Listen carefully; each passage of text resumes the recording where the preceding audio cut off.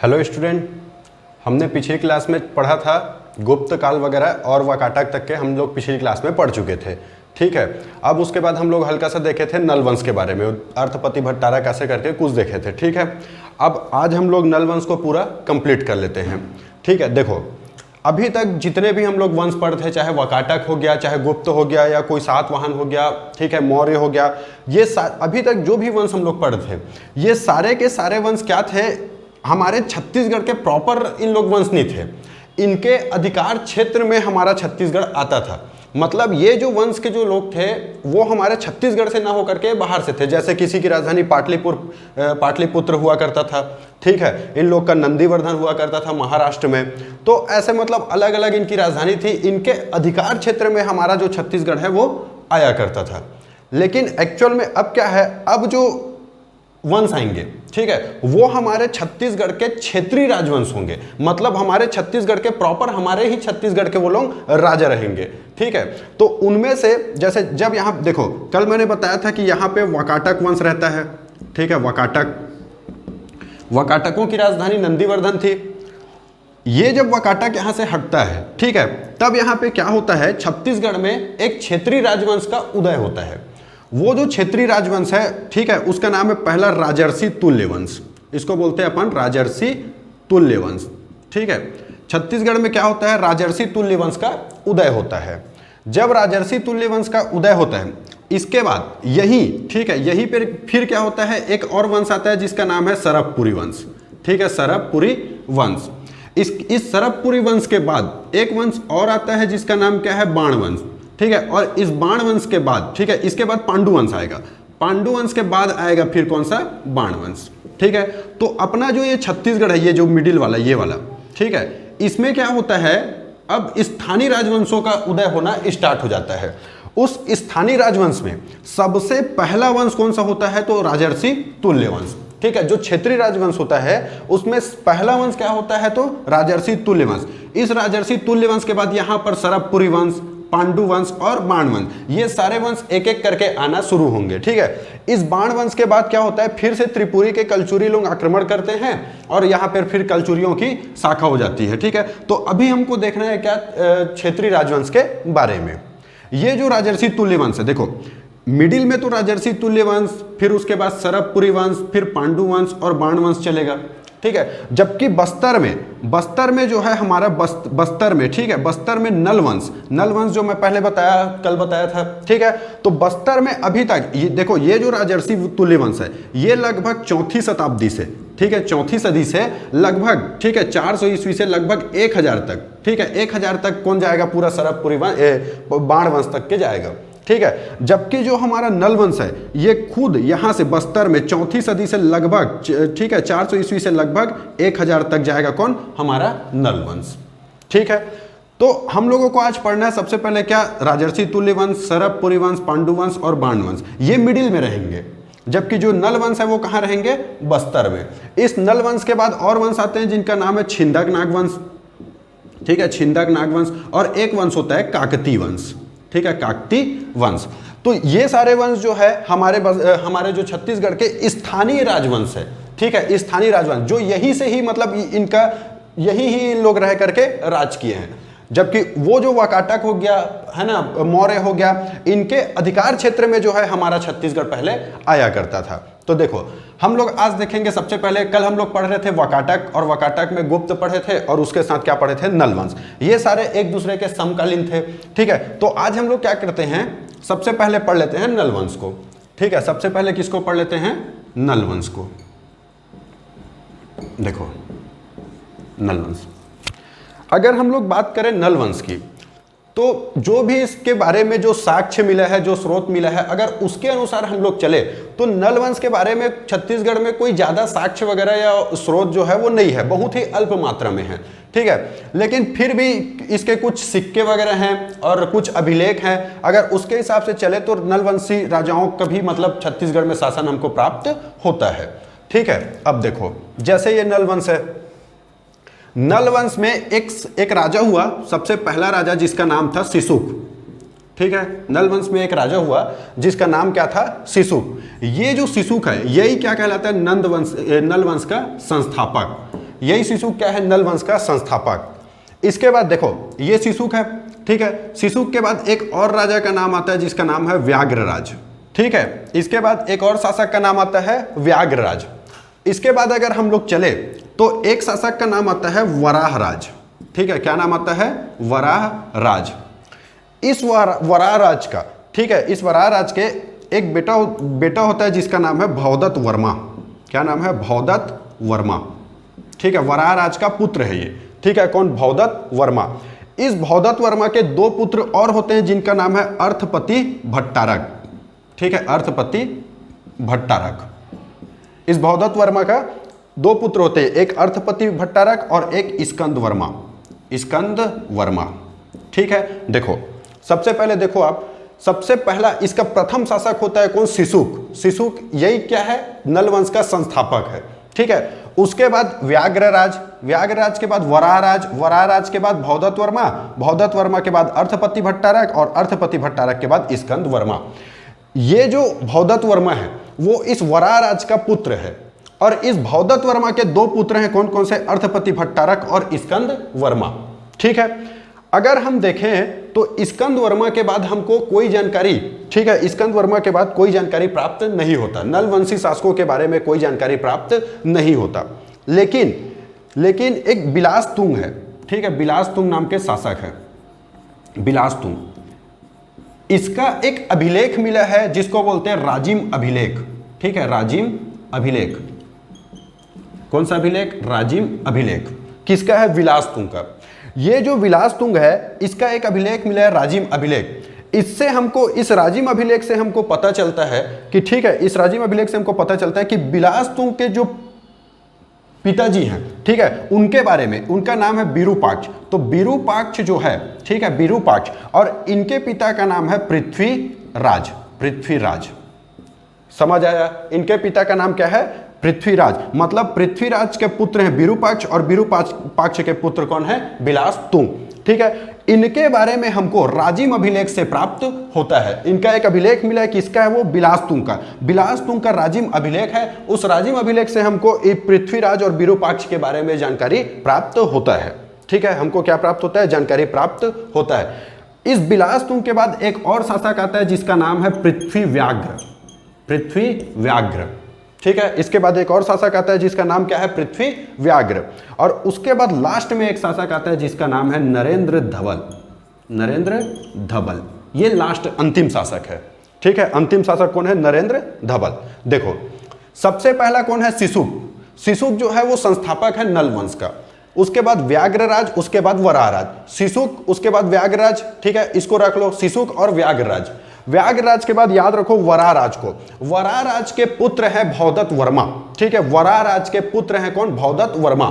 भौदत्त वर्मा के दो बेटे और आएंगे, भौदत्त वर्मा के दो बेटे और आएंगे, कौन कौन से, अर्थपति भट्टारक और स्कंद वर्मा, ठीक है। इस स्कंद वर्मा के बाद हमको कोई भी जानकारी, नलवंशी शासकों के बारे में कोई भी जानकारी मिलना क्या हो जाता है, बंद हो जाता है। लेकिन फिर से, ठीक है, बिलासतुंग का एक राजिम अभिलेख मिलता है। इस राजिम अभिलेख के अनुसार जो बिलासतुंग का काल है वो लगभग 700 से, ठीक है, 700 से 740 ईस्वी के बीच में माना जाता है, ठीक है। 700 से 740 ईस्वी के बीच में माना जाता है बिलासतुंग का राजिम अभिलेख, ठीक है। राजिम अभिलेख से हमको पता चलता है कि विरूपाक्ष जो है वो बिलासतुंग के पिताजी हैं और उनके पिताजी कौन से हैं, पृथ्वीराज, ठीक है। उसके बाद हमको एक शासक का पता चलता है पृथ्वीव्याघ्र, और पृथ्वीव्याघ्र के बाद नरेंद्र धवल, ठीक है, नरेंद्र धवल।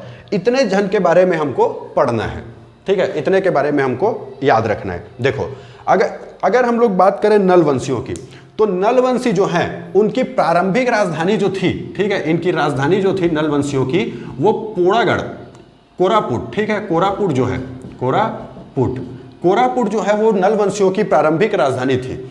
मतलब ये माना जाता है कि नलवंशी जो थे, इतिहासकारों का कहना है, जो बस्तर के समीप में कोरापुट है, उस कोरापुट में ही नलवंशियों की प्रारंभिक राजधानी हुआ करती थी, ठीक है। लेकिन, ठीक है, देखो ये जो शिशुक है, शिशुक तो सबसे पहले नलवंश का संस्थापक हो गया, ठीक है। और उसके बाद अगर बात करें व्याघ्रराज की, तो मैंने बताया था कि प्रयाग प्रशस्ति अभिलेख के अनुसार, ठीक है, प्रयाग प्रशस्ति अभिलेख के अनुसार, प्रयाग प्रशस्ति अभिलेख के अनुसार क्या हुआ था, जो समुद्रगुप्त थे, ठीक है, समुद्रगुप्त जब दक्षिण विजय के लिए आते हैं तो वकाटक नरेश महेंद्र सेन को हराते हैं, और उसको हराने के बाद जब बस्तर आते हैं तो इसी नलवंशी शासक व्याघ्रराज को हराते हैं।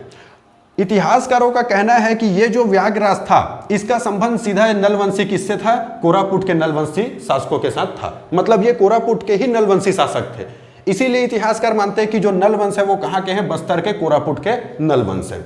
समझ आ गया। तो सबसे पहला शिशुक क्या था, संस्थापक था। उसके बाद फिर व्याघ्रराज, इसका समुद्रगुप्त के प्रयाग प्रशस्ति अभिलेख में उल्लेख है। इस और समुद्रगुप्त हरिसेन कृत प्रयाग प्रशस्ति अभिलेख है, और समुद्रगुप्त इसको हराया था, और हरा करके क्या किया था, व्याघ्रहंता सिक्का चलाया था, व्याघ्रहंता सिक्का, ठीक है, व्याघ्रहंता सिक्का चलाया था। ये व्याघ्रराज के बारे में। उसके बाद बात करें अगर वराहराज, ठीक है, तो वराहराज को देखो, शिशुक जो है वो संस्थापक है, वराहराज को वास्तविक संस्थापक के रूप में जाना जाता है, वास्तविक संस्थापक। ऐसा माना जाता है कि यही, कई ठोक बुक में यह भी लिखा है कि जो वराहराज है यही क्या है, पहला शासक है, ठीक है, वराहराज ही क्या है, पहला शासक है, इसीलिए इसको वास्तविक संस्थापक, ठीक है। अगर आपसे पूछेगा कि नलवंशी शासकों में वास्तविक संस्थापक कौन है, तो वराहराज, ठीक है, वराहराज जो है वास्तविक संस्थापक है, लेकिन शिशुक कौन है, संस्थापक। जबकि व्याघ्रराज के बारे में देखें तो प्रयाग प्रशस्ति अभिलेख से समुद्रगुप्त इसको हराता है और व्याघ्रहंता सिक्का चलाता है, ठीक है। उसके बाद देखो ये भौदत्त वर्मा, ये अर्थपति भट्टारक, और ये स्कंद वर्मा, ठीक है। भौदत्त वर्मा के बेटे हैं कौन, अर्थपति भट्टारक, और अर्थपति भट्टारक का भाई है कौन, स्कंद वर्मा। मतलब भौदत्त वर्मा के दो बेटे अर्थपति भट्टारक और स्कंद वर्मा, ठीक है। भौदत्त वर्मा का एक अभिलेख प्राप्त हुआ है, वो है रिद्धिपुर अभिलेख, रिद्धिपुर अभिलेख, ठीक है, रिद्धिपुर अभिलेख। जबकि अर्थपति भट्टारक का एक अभिलेख है केसरी बेड़ा अभिलेख, केसरी बेड़ा अभिलेख, ठीक है, केसरी बेड़ा अभिलेख।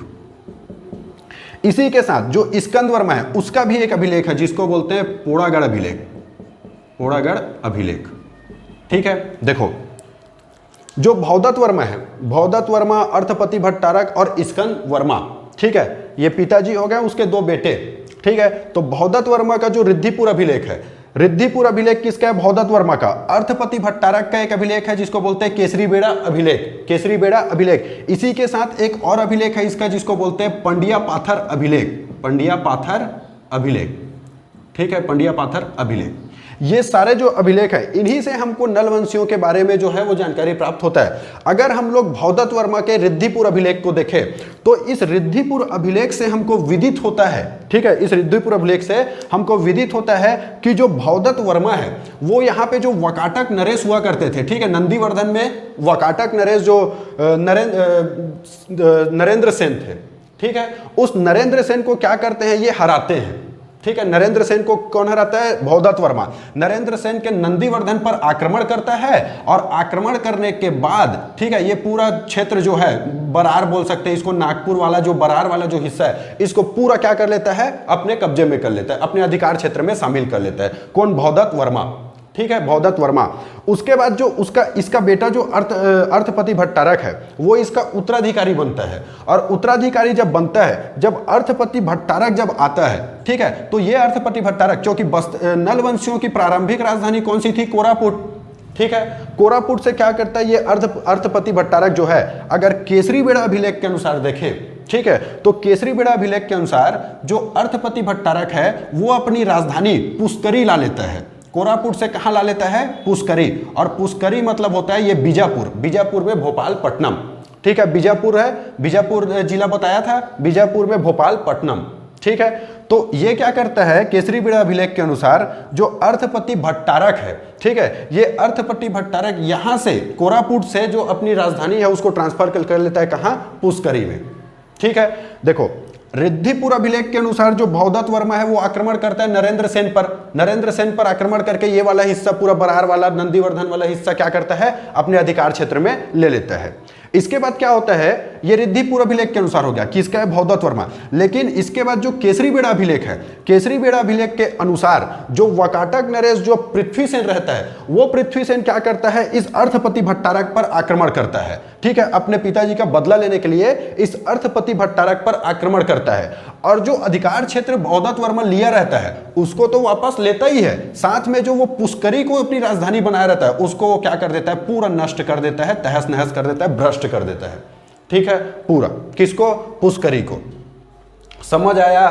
ठीक है, भवदत्त वर्मा रिद्धिपुर अभिलेख, रिद्धिपुर अभिलेख के अनुसार भवदत्त वर्मा जो है वो जाकर के आक्रमण करता है कहां, नरेंद्र सेन पर नंदीवर्धन में, और उसको अपने अधिकार क्षेत्र में लेता है। उसका बदला लेने के लिए जो यहां पर पृथ्वीसेन रहता है, पृथ्वीसेन, ये पृथ्वीसेन क्या करता है, अर्थपति भट्टारक पर हमला करता है और अपने क्षेत्र को तो वापस लेता ही है, साथ में क्या करता है, पुष्करी को भी तहस नहस कर देता है। कौन, पृथ्वीसेन। और ऐसा माना जाता है इतिहासकारों के अनुसार कि अर्थपति भट्टारक की वहीं पर क्या हो जाता है, मृत्यु हो जाता है। ठीक है, तो ये हो गया, पुष्करी को तहस नहस कर दिया। ये सारी चीजें किसके अनुसार पता चलती, केसरी बेड़ा अभिलेख के अनुसार। और ये केसरी बेड़ा अभिलेख किसका है, अर्थपति भट्टारक का। इसी अर्थपति भट्टारक के एक और अभिलेख है जिसको बोलते हैं पांड्या पाथर अभिलेख। ठीक है, इसके बाद इसका उत्तराधिकारी बनता है कौन, इसका भाई जो है वो स्कंद वर्मा, इसका अनुज जो छोटा भाई रहता है स्कंद वर्मा। ये स्कंद वर्मा का एक अभिलेख प्राप्त हुआ है हमको, पोड़ागढ़ अभिलेख। ठीक है, पोड़ागढ़ अभिलेख। ये जो पोड़ागढ़ अभिलेख है इससे हमको विदित होता है कि ये जो पुष्करी जिसको पृथ्वीसेन पूरा तहस नहस कर दिया था, ठीक है, इस पुष्करी को जो ये स्कंद वर्मा है वो क्या करता है, इसको फिर से अब एक सजाता है और इसको फिर से मतलब अपनी राजधानी बनाता है, अच्छा खासा इसको बसा करके अपनी राजधानी बनाता है, किसको, पुष्करी को। ठीक है, तो पुष्करी को फिर से बसाने वाला कौन है, स्कंद वर्मा। ठीक है, ये किस में लिखा हुआ है, पोड़ागढ़ अभिलेख में। समझ आ गया, पोड़ागढ़ अभिलेख में कि इसको फिर से बसाता है और बसा करके क्या करता है, अपनी एक नई राजधानी बनाता है। ठीक है, इसके अतिरिक्त ये जो पृथ्वीराज है और विरूपाक्ष है, इनका सिर्फ नाम याद रखना। ठीक है, इसमें कुछ नहीं है। इसके बाद अगर सीधा आएंगे कहाँ, 700 से 740 में, यहां पर जो बिलासतुंग है, ठीक है, इसका एक अभिलेख मिला है, राजिम अभिलेख। इस राजिम अभिलेख से हमको पता चलता है कि 712 ईस्वी में, 712 ईस्वी मतलब इसी को बोल सकते हैं 8वीं सदी। ठीक है, क्या बोल सकते हैं, 8वीं सदी। इस 8वीं सदी में जो बिलासतुंग है, इस राजिम अभिलेख के अनुसार, ठीक है, राजिम में राजीव लोचन मंदिर का निर्माण कराता है। राजिम में राजीव लोचन मंदिर का निर्माण कराता है। ठीक है, कौन, बिलासतुंग। कई बार पूछा गया क्वेश्चन है ना, बिलासतुंग।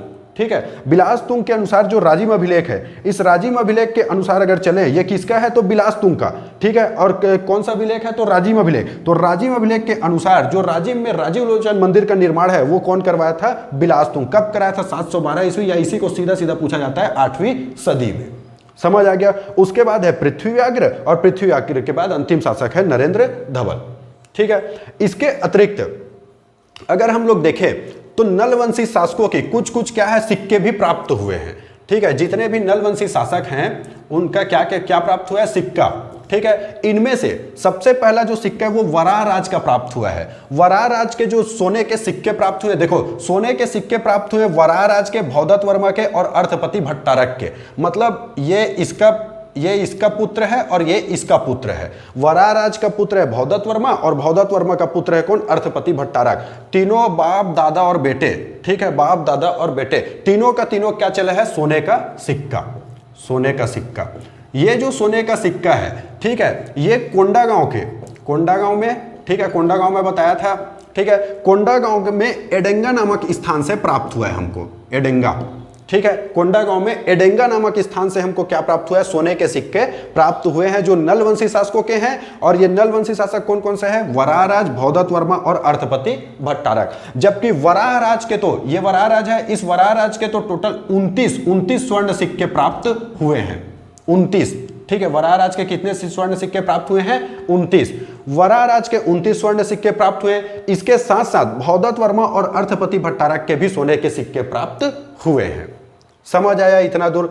इसके अलावा, ठीक है, इसके अलावा जो स्कंद वर्मा है, इस स्कंद वर्मा के, ठीक है, स्कंद वर्मा का भी सिक्का प्राप्त हुआ है। ठीक है, इस स्कंद वर्मा का भी सोने के सिक्के प्राप्त हुए। ये जो सोने के सिक्के हैं वो दुर्ग बोल सकते हो, या इसी को बोल सकते हो बालोद, आज का बालोद है। ठीक है, बालोद का एक कुलिया जिला है। ठीक है, बालोद का कुलिया ग्राम है, ठीक है। बालोद जिला में जो कुलिया ग्राम है वहां से स्कंद वर्मा के क्या प्राप्त हुए, हमको सिक्के प्राप्त हुए हैं। इसमें स्कंद वर्मा के साथ एक नाम है स्तंभ, ठीक है, स्तंभ वर्मन, और एक है नंदराज, ठीक है, नंदराज।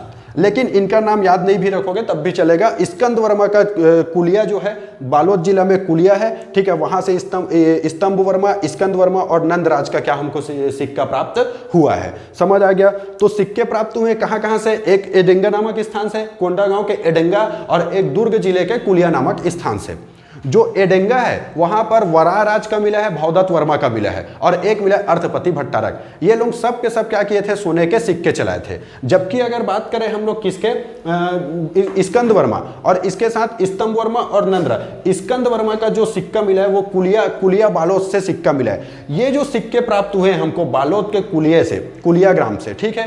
तो ये जो सिक्का हमको प्राप्त हुआ है वो कहा, उसमें स्कंद वर्मा के साथ साथ स्तंभ और नंदराज का भी नाम हमको प्राप्त होता है। यहां तक के समझ आया कि नहीं, ठीक है। सबसे पहले नलवंश इसकी राजधानी कहां थी, तो कोरापुट में इसकी राजधानी थी, ठीक है। इसका पहला शासक कौन है, सिसुक जो है वो क्या है, संस्थापक है, ठीक है। उसके बाद व्याघ्रराज, वराराज, भवदत्त वर्मा, अर्थपति भट्टारक और स्कंद वर्मा।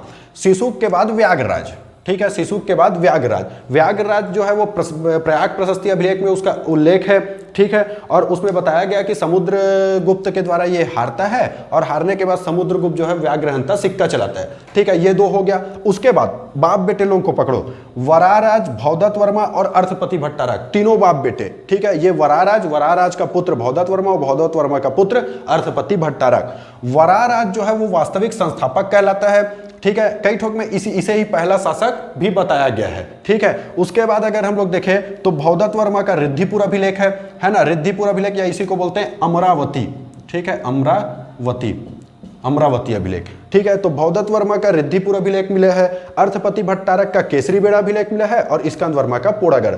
भवदत्त वर्मा के रिद्धिपुर अभिलेख के अनुसार, ठीक है, जो भवदत्त वर्मा है वो क्या करता है, यहाँ पे नंदीवर्धन में आक्रमण करता है और नरेंद्र सेन पर, और उसको क्या करता है, अपने अधिकार क्षेत्र में ले लेता है। जबकि अगर अर्थपति भट्टारक के अनुसार चले तो केसरीबेड़ा अभिलेख के अनुसार, ठीक है, जो पृथ्वी सेन है वो अर्थपति भट्टारक पर आक्रमण करता है और पुष्करी को तहस नहस करता है और अर्थपति भट्टारक को भी मार डालता है। उसके बाद स्कंद वर्मा उसको फिर से बसाता है, और बसाने के बाद उसको अपनी राजधानी बनाता है। इसीलिए इसको पुनः संस्थापक के नाम से भी जाना जाता है, पुनः संस्थापक। किसको, स्कंद वर्मा को पुनः, क्योंकि फिर से इसको अपनी राजधानी, एक बार राजधानी तहस नहस हो जा रहता है, फिर से राजधानी बनाता है, इसीलिए इसको पुनः संस्थापक के नाम से भी जाना जाता है, किसको, स्कंद वर्मा। उसके बाद पृथ्वीराज विरूपाक्ष, ये कुछ नहीं है। उसके बाद बिलासतुंग में फिर राजिम अभिलेख, ठीक है, इसका राजिम अभिलेख मिला है 712, जिसमें हमको इसी राजिम अभिलेख से हमको पता चलता है कि इसका काल जो है वो कितना है, 700 से 740, ठीक है। और इसी राजिम अभिलेख में फिर हमको पता चलता है कि 712 में जो है वो राजिम लोचन मंदिर का निर्माण कराता है। ये जो राजिम लोचन मंदिर है ये भगवान विष्णु का मंदिर है, विष्णु का। और ये जो बिलासतुंग रहता है ये भगवान वैष्णव धर्म का उपासक रहता है। उसके बाद फिर सोने का सिक्का एडेंगा से, कोंडागांव एडेंगा से मिला है, जो किसके वराराज, भवदत्त वर्मा और अर्थपति भट्टारक के। जबकि जो स्कंद वर्मा है उसका दुर्ग जिले के, बालोद जिले के कुलिया नामक ग्राम से मिला है, और उसमें किसका नाम है, स्तंभ वर्मा और नंदराज का नाम है। ये सारी जानकारी जो है वो हमारे नलवंश है। इसके अतिरिक्त, ठीक है, एक नलबाड़ी नामक स्थान है, कहाँ, कोंडागांव में, नलबाड़ी। इसके अतिरिक्त एक नलबाड़ी नामक स्थान है, कहाँ, कोंडागांव में। इस कोंडागांव के नलबाड़ी नामक स्थान को, ठीक है, नलवंशियों का मूल स्थान माना जाता है। समझ गए। तो ये है हमारा क्या, नलवंश, ठीक है, ये, ठीक है। तो ये हो गया हमारा नलवंश। अब हम लोग शुरू करते हैं इधर जो मिडिल छत्तीसगढ़ है उसका, जो राजर्षि तुल्यवंश है। देखो अब हम लोग पढ़ेंगे राजर्षि तुल्यवंश के बारे में।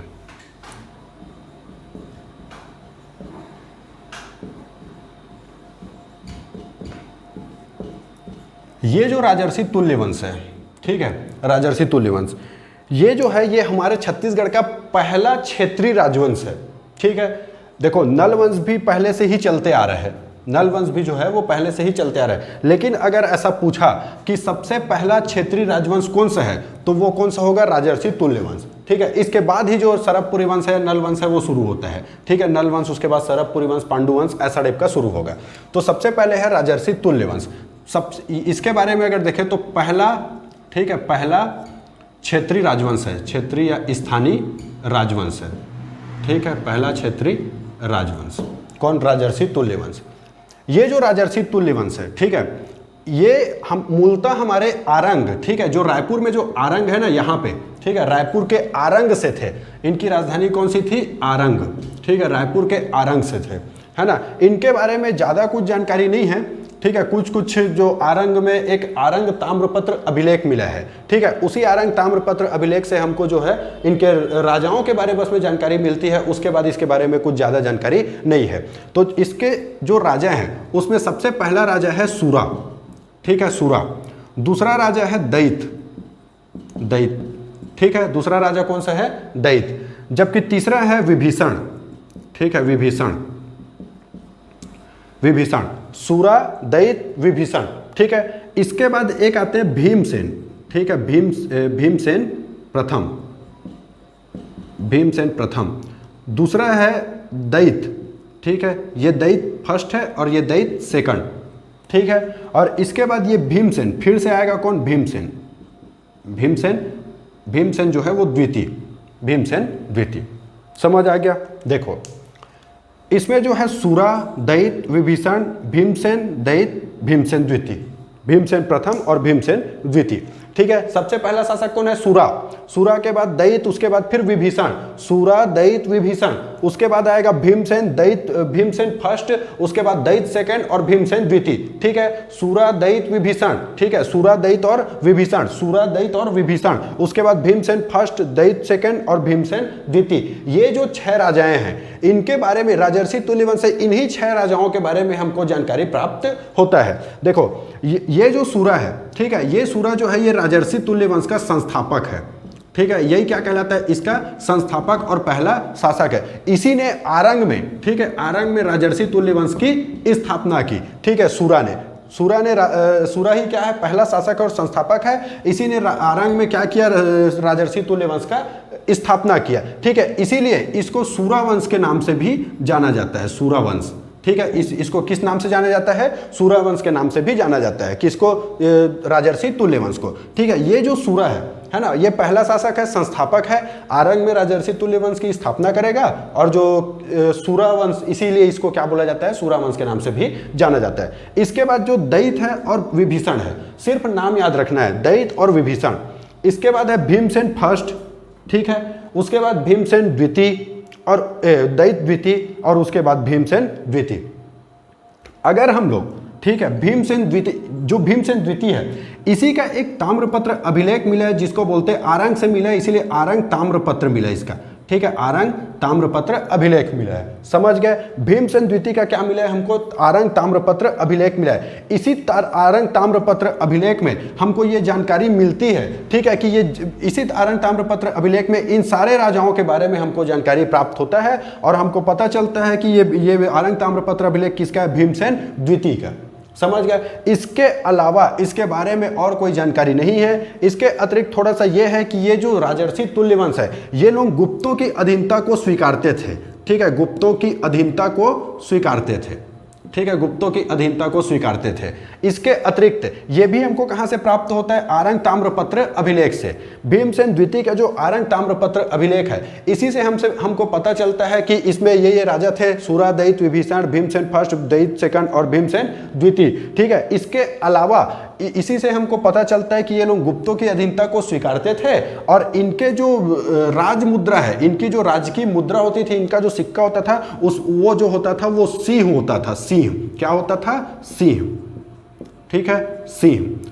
तो ये इतना ही जानकारी हमको राजर्षि तुल्य वंश के बारे में है और इससे ज़्यादा हमको पढ़ना भी नहीं है। अगर इसमें पूछेगा तो एक ही चीज़ पूछेगा, सबसे पहला क्षेत्रीय राजवंश कौन सा था? तो राजर्षि तुल्य वंश, ठीक है। इसकी राजधानी कहाँ थी? तो आरंग, ठीक है। राजर्षि तुल्य वंश कहाँ की थी? तो आरंग, ठीक है। इसके संस्थापक कौन है? तो सूरा।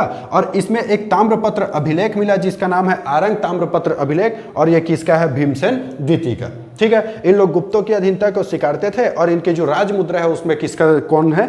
सिंह। इतना हमारे राजर्षि तुल्य वंश के बारे में है। इसके बाद हम लोग पढ़ेंगे सरबपुरी वंश। ठीक है, इसके बाद हम लोग क्या पढ़ेंगे? सरबपुरी वंश।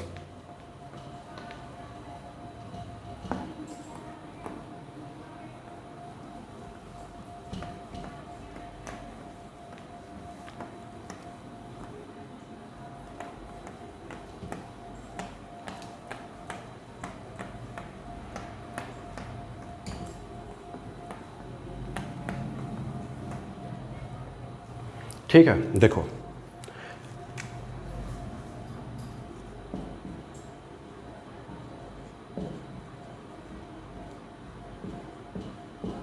सरबपुरी वंश। ठीक है, ये जो सरबपुरी वंश है, ठीक है, ये लगभग 5वीं सदी के अंत में इसका उदय होता है। 5वीं सदी के अंत में, ठीक है, 5वीं सदी के अंत में क्या होता है? इसका उदय होता है। अगर जो राजर्षि तुल्य है, ये जो है वो चौथी से लगभग छठवीं 5वीं सदी तक ये जो है ये चलता है। ठीक है, 5वीं 6वीं सदी तक इसका राजर्षि तुल्य वंश तक चलता है। सरबपुरी वंश जो है वो 5वीं सदी के अंत में इसका जो है उदय होता है। ठीक है, इसमें एक शासक होते हैं, उसका नाम है सरबराज। ठीक है, सरबराज। ठीक है, सरबराज।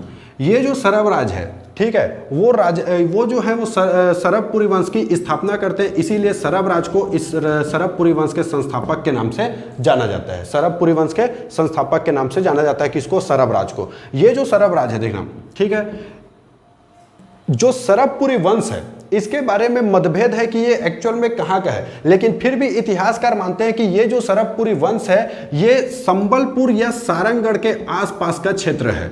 ठीक है, संबलपुर है या फिर सारंगगढ़ है। ठीक है, सारंगगढ़। ठीक है, संबलपुर या सारंगगढ़ में ही इसका जो एरिया है वो कौन सा है? सरबपुरी वंश जो है वो है। ठीक है, सरबराज इसका संस्थापक है और इसका एरिया कौन सा है? संबलपुर या सारंगगढ़। समझ आ गया? इसके बाद देखो, सरबराज हो गया संस्थापक। ठीक है, उसके बाद क्या होगा? संस्थापक सरबराज हो गया। अब देखो, या सारंगगढ़। ठीक है, ये जो सरबराज है ये अपनी राजधानी बनाता है सरबपुर को। ठीक है, राजधानी बनाता है सरबपुर को। इतिहासकार के अनुसार ये जो सरबपुर है, ठीक है, ये एक्चुअल में यही जो सरबपुर है वो क्या है? संबलपुर या सारंगगढ़ है। ठीक है, संबलपुर, ये जो सरबपुर है यही क्या है? संबलपुर या सारंगगढ़ है। ठीक है, इसीलिए ये जो सरबराज है इसी के नाम पर सरबपुरी वंश का नाम रखा गया है, सरबपुरी वंश। ठीक है, देखो ये जो सरबराज है, ठीक है, ये जो गुप्त वंश है ना, गुप्त वंश में एक शासक हुए भानुगुप्त। ठीक है, भानुगुप्त।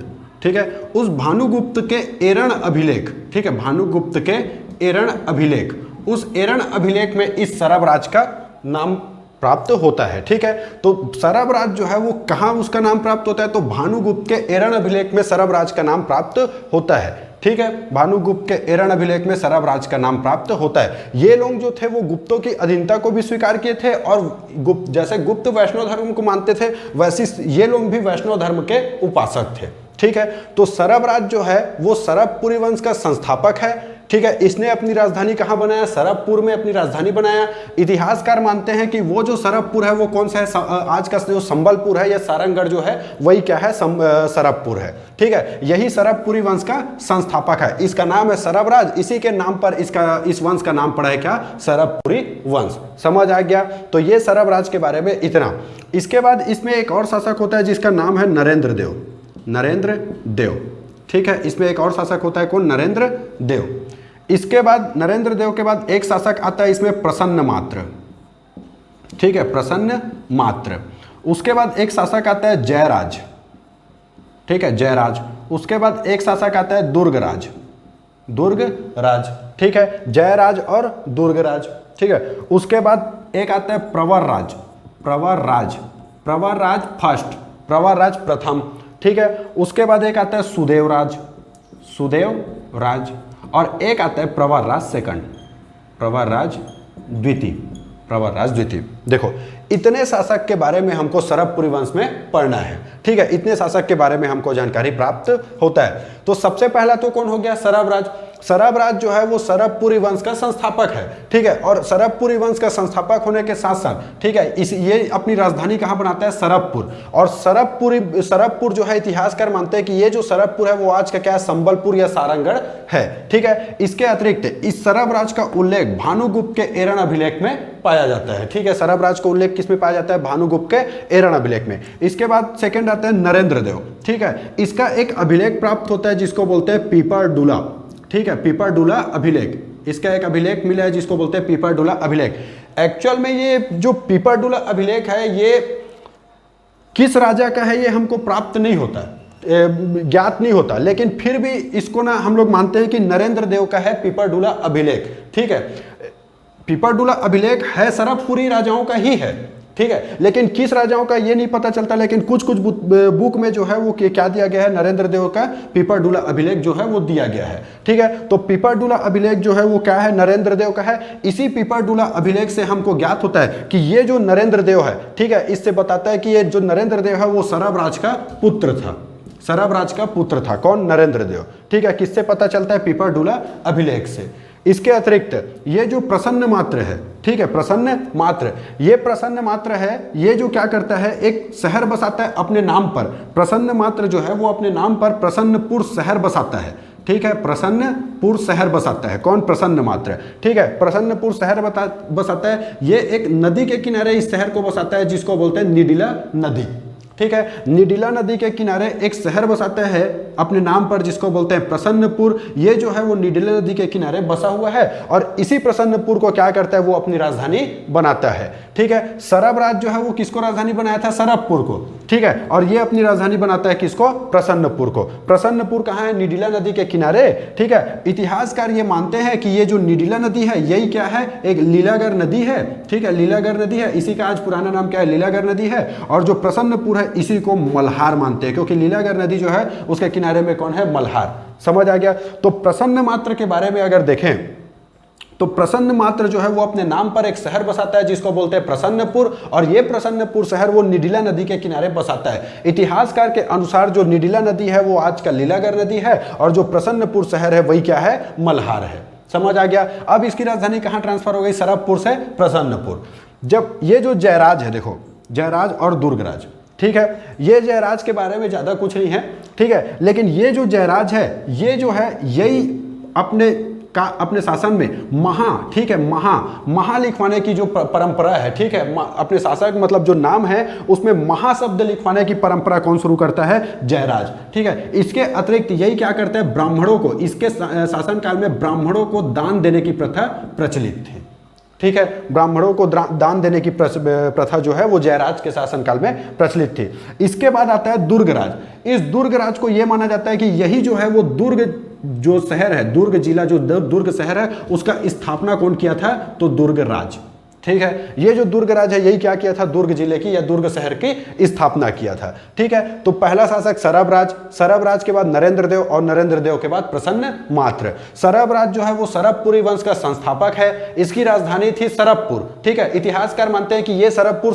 जो है आज का संबलपुर या फिर सारंगढ़ है, ठीक है। इसका उल्लेख भानुगुप्त के एरण अभिलेख में लिखा हुआ है। भानुगुप्त का जो एरण अभिलेख है 510 ईस्वी में जो लिखा गया है, ठीक है, वही भानुगुप्त के एरण अभिलेख में इसका उल्लेख पाया जाता है, ठीक है। उसके बाद प्रसन्न मात्र है। प्रसन्न मात्र जो प्रसन्न मात्र है यही सबसे सर्वाधिक शक्तिशाली और प्रतापी शासक है। कौन? प्रसन्न मात्र। ये प्रसन्न मात्र जो है यही जो है सोने की सिक्का चलाया था, सोने और रजत, ठीक है, सोने और रजत दोनों का सिक्का चलवाया था। कौन? प्रसन्न मात्र, ठीक है। और अब प्रसन्नपुर शहर बसाया, ठीक है, और वो निडिला नदी के किनारे एक प्रसन्नपुर शहर बसाया। इतिहासकार मानते हैं कि ये जो निडिला नदी है वो आज का लीलागर नदी है और प्रसन्नपुर शहर जो है वो क्या है? मल्हार है। और इसी प्रसन्नपुर शहर को अपनी राजधानी बनाता है।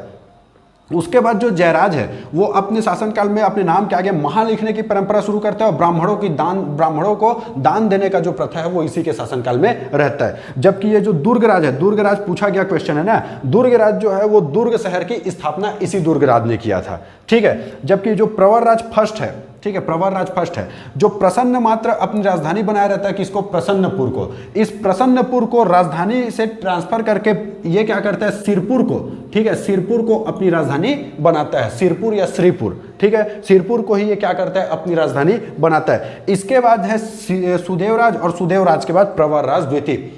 सुदेवराज का एक अभिलेख है जिसको बोलते हैं कौवा ताल अभिलेख, ठीक है, सुदेवराज का क्या है, एक अभिलेख है सुदेवराज का, ठीक है, सुदेवराज, इसका एक अभिलेख है, उसको बोलते हैं कौवा ताल अभिलेख, कौवा ताल अभिलेख।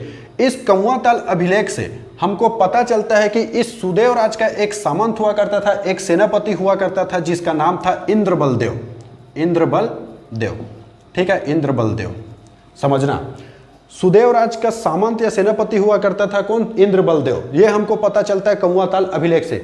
ये इंद्रबलदेव जब सुदेवराज के बाद प्रवरराज द्वितीय आता है, प्रवरराज द्वितीय, ठीक है, तो प्रवरराज द्वितीय जो है वो थोड़ा कमजोर रहता है, और इसका ये फायदा उठाते हुए ये जो सेनापति है सामंत, ये क्या करता है, इस प्रवरराज द्वितीय की मृत्यु कर देता है, और मृत्यु करने के बाद, ठीक है, मृत्यु करने के बाद अपना एक अलग वंश स्टार्ट करता है जिसको बोलते हैं पांडु वंश, ठीक है, पांडु वंश, समझ आया, पांडु वंश।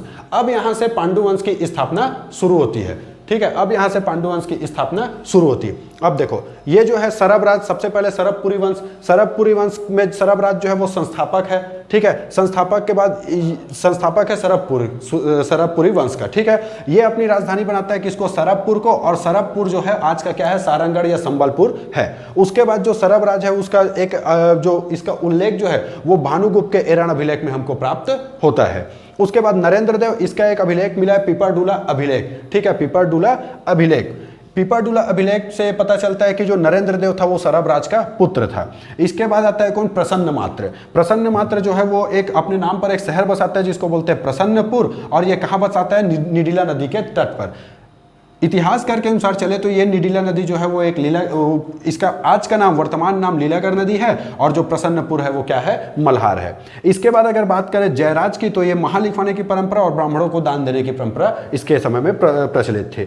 दुर्गराज जो है वो दुर्ग शहर की स्थापना करेगा, और प्रवरराज फर्स्ट जो है ये जो प्रसन्नपुर राजधानी बनाया रहता है इसको ट्रांसफर कर देता है कहाँ, सिरपुर में।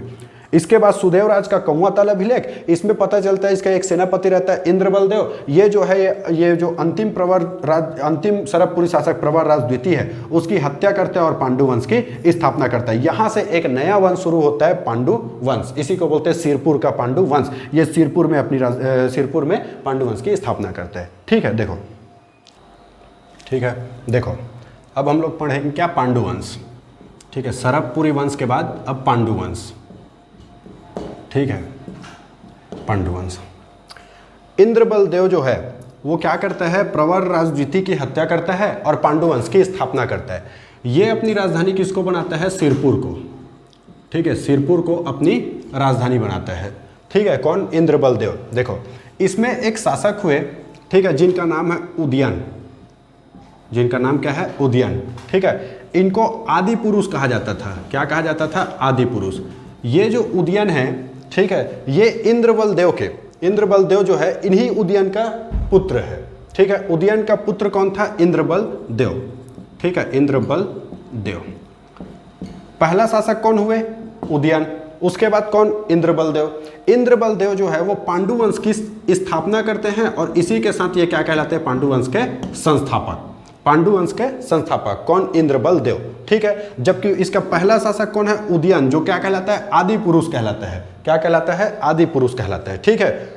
जो उदयन है वो क्या कहलाएगा, आदि पुरुष। उसके बाद एक शासक आता है जिसका मतलब जो संस्थापक रहते हैं, जो प्रवरराज द्वितीय की हत्या करता है, और हत्या करके क्या करता है, पांडुवंश की स्थापना करता है, उसका नाम क्या है, इंद्रबलदेव, ठीक है। इसका उल्लेख सुदेवराज के कौवा ताल अभिलेख में है। ये जो है वो सुदेवराज का क्या रहता है, सामंत रहता है, ठीक है, सेनापति रहता है। इसके बाद इंद्रबलदेव का एक पुत्र होता है, असल में इसके 4 पुत्र रहते हैं, उसमें से एक पुत्र रहता है जिसका नाम रहता है नन्नराज प्रथम, ठीक है, नन्नराज प्रथम, ठीक है। इंद्रबलदेव का ही पुत्र रहता है कौन, नन्नराज प्रथम, ठीक है। इसी नन्नराज प्रथम का पुत्र रहता है कौन, महाशिवगुप्त तिवरदेव, महाशिवगुप्त तिवरदेव, ठीक है।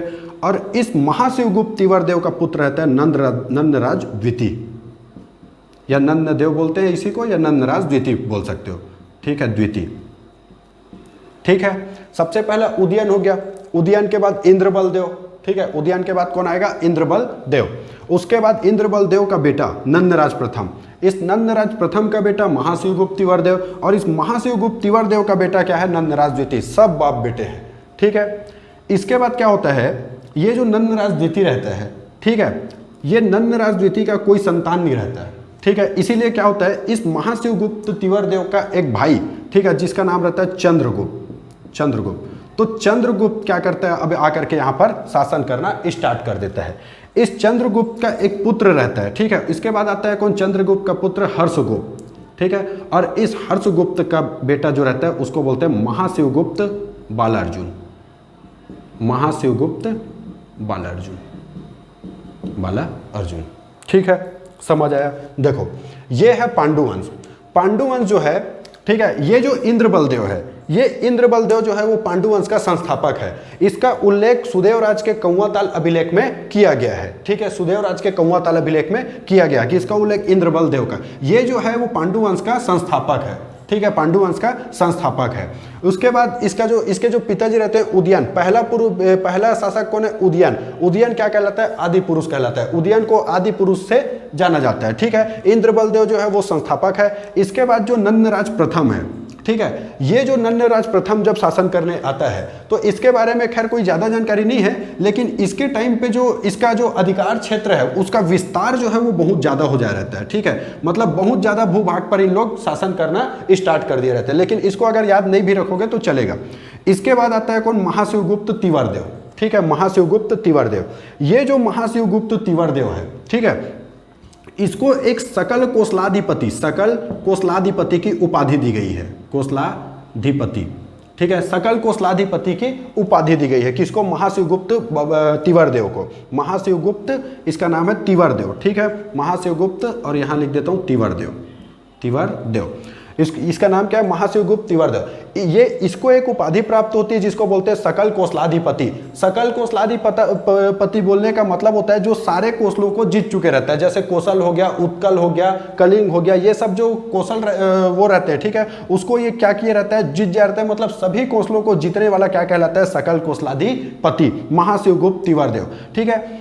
इसके काल को, ठीक है, इसके काल को उत्कर्ष काल के नाम से जाना जाता है, ठीक है, पांडुवंश का उत्कर्ष काल के नाम से इसके काल को जाना जाता है, उत्कर्ष काल, समझ आ गया। इसके काल को क्या नाम से जाना जाता है, पांडुवंश जो है उसके पांडुवंश के पूरा उत्कर्ष काल के नाम से जाना जाता है कि इसको, महाशिवगुप्त बालार्जुन के काल को, समझ आया। तो सबसे पहले उदयन जो है वो आदि पुरुष कहलाएगा। उसके बाद फिर इंद्रबलदेव जो है वो संस्थापक है, और इसका उल्लेख किसमें है, कौवाताल अभिलेख में, सुदेवराज के कौवाताल अभिलेख में। उसके बाद नंदराज प्रथम, महाशिवगुप्त तिवर्देव, और तीसरा है नंदराज द्वितीय, ठीक है। नंदराज प्रथम के टाइम में विस्तार अच्छा हो जा रहा था इसके भूभाग का, लेकिन जो महाशिवगुप्त तिवर्देव है ये इसको एक उपाधि मिलती है सकल कोसलाधिपति, इसी को पूछता है ना महाशिवगुप्त तिवर्देव को, ठीक है, तो इसको एक उपाधि मिली रहती है सकल कोसलाधिपति। सकल कोसलाधिपति बोलने का मतलब है जो सारे कोसलों को जीते रहता है, ठीक है, और इसीलिए क्योंकि ये सारे कोसलों को जीत जा रहता है, इसीलिए जो महाशिवगुप्त तिवर्देव का जो काल होता है उसको पांडुवंश के उत्कर्ष काल के नाम से जाना जाता है, ठीक है, पांडुवंश का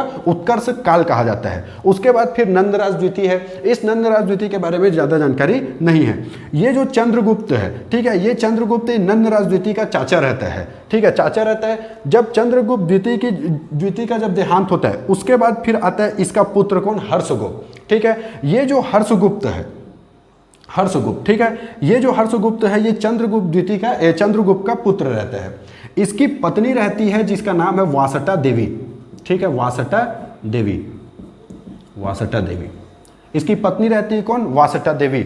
ये वासटा देवी जो है वो कन्नौज के मौखरी नरेश, ठीक है, कन्नौज में एक वंश होता है जिसका नाम है मौखरी, ठीक है, उस मौखरी नरेश के सूर्यवर्मन, मौखरी नरेश में एक शासक रहता है कौन, सूर्यवर्मन, उस सूर्यवर्मन की बेटी रहती है कौन, वासटा देवी, ठीक है, सूर्यवर्मन की बेटी रहती है कौन, वासटा देवी। कन्नौज के मौखरी नरेश के सूर्यवर्मन की बेटी रहती है कौन, वासटा देवी। इस वासटा देवी का विवाह हुआ रहता है किसके साथ, हर्षगुप्त के साथ, ठीक है। हर्षगुप्त होता क्या है, जब इसका विवाह होता है तो इन लोग का एक बच्चा रहता है जो रहता है कौन, महाशिवगुप्त बालार्जुन, ठीक है, ये बहुत ही अल्प आयु अवस्था में रहता है। उसी समय क्या होता है, हर्षगुप्त की मृत्यु हो जाती है, ठीक है, उसी समय क्या होता है, हर्षगुप्त की मृत्यु हो जाती है। जब हर्षगुप्त की मृत्यु होती है तो सारा का सारा जो बागडोर है, शासन का जो संचालन करने का जो बागडोर है वो किसके हाथ में आ जाता है, वासटा देवी के, ठीक है, वासटा देवी के हाथ में आ जाता है। तब वासटा देवी क्या करती है, जो उसके जो भी शासन का जो कामकाज रहता है उसका अब संचालन करना, ठीक है, जो भी कामकाज है राज सिंहासन का जो कामकाज है उसका संचालन करना स्टार्ट कर देती है कौन, वासटा देवी, ठीक है।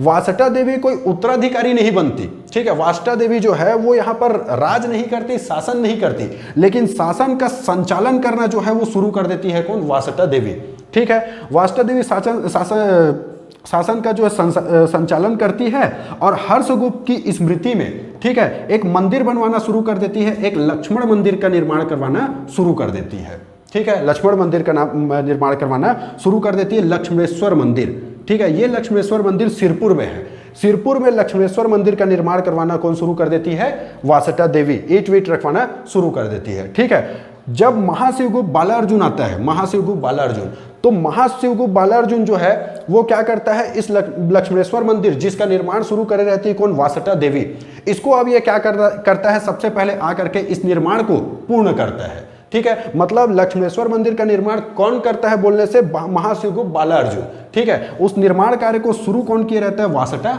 देवी, समझ आ गया। तो महाशिवगुप्त बालार्जुन जब आता है, जब बड़ा होता है और उत्तराधिकारी बनता है, तो उत्तराधिकारी बनता है तब फिर वो क्या करता है, लक्ष्मेश्वर मंदिर का निर्माण पूरा करता है। ये जो महाशिवगुप्त बालार्जुन है, ठीक है, ये जब बचपन में जब ये छोटा रहता है तभी ये क्या करता है, बहुत ही अच्छा धनुर्विद्या सीख जा रहता है। धनुर्विद्या सीखने के कारण ही इसको बालार्जुन के नाम से जाना जाता है, ठीक है, इसीलिए इसको महाशिवगुप्त बालार्जुन के नाम से जानते हैं। ये जो महाशिवगुप्त बालार्जुन है, देखो इसका जो काल है, ठीक है, इसका काल जो है ये मानते हैं कि जो कन्नौज में जो हर्ष था, ठीक है, कन्नौज में जो हर्ष था, हर्षवर्धन, ठीक है, हर्षवर्धन का जिस समय शासन चल रहा था, इसका शासन चल रहा था 606 से 647, 606 से 647 में हर्षवर्धन का शासन था। और ये कहाँ था, कन्नौज में, ठीक है, ये हमारा छत्तीसगढ़ है, ये है यूपी, यूपी के कन्नौज में हर्षवर्धन, यहाँ पे शासन कर रहा था कौन, हर्षवर्धन, ठीक है। यहाँ पे शासन चल रहा था किसका, महाशिवगुप्त बालार्जुन का, ठीक है। और ये जो हमारा दक्षिण है, दक्षिण मतलब यहाँ पे जो है, ठीक है, यहाँ पे चालुक्य लोग शासन कर रहे थे जिसका नाम था पुलकेशिन द्वितीय, पुलकेशिन द्वितीय, आंध्र प्रदेश में, ठीक है, वातापी, वेंगी और कल्याणी, चालुक्यों की राजधानी थी वातापी, वेंगी और कल्याणी, ठीक है। तो यहाँ पे शासन कर रहा था कौन, पुलकेशिन द्वितीय।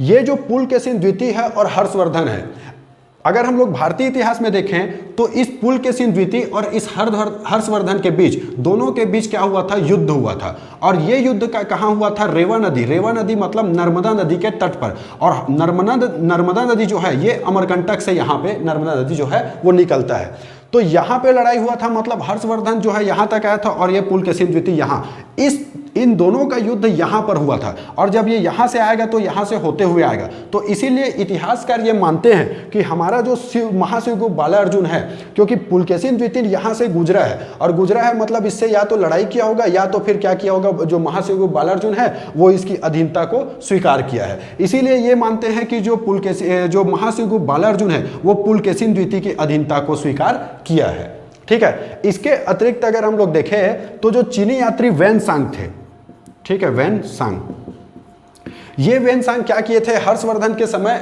यहाँ पर आए थे और आकर के ये पुलकेशिन द्वितीय के इसके दरबार में भी गए थे, ठीक, नरसिंह वर्मन, ठीक है। इसके बाद जो पल्लव शासक आता है कांचीपुरम में, नरसिंह वर्मन, तो नरसिंह वर्मन के दरबार में जाए रहते हैं, ये यहाँ से ही होकर के जाए रहते हैं। जब ये वापस जाते रहते हैं, ठीक है, तो वापस जाते हैं, जब छत्तीसगढ़ होते हुए जाते हैं तो वो अपने जो सीयूकी, ठीक है, सीयूकी जो वो लिखे हैं उस सीयूकी में अपना उल्लेख करते हुए बताते हैं, ठीक है, कि छत्तीसगढ़ को ये नाम देते हैं कियास्लो, ठीक है, क्या नाम देते हैं, कियास्लो, छत्तीसगढ़ को नाम देते हैं और इसके ऊपर एक लिखते हैं कि कियास्लो, ठीक है, छत्तीसगढ़ को नाम क्या देते हैं, कियास्लो।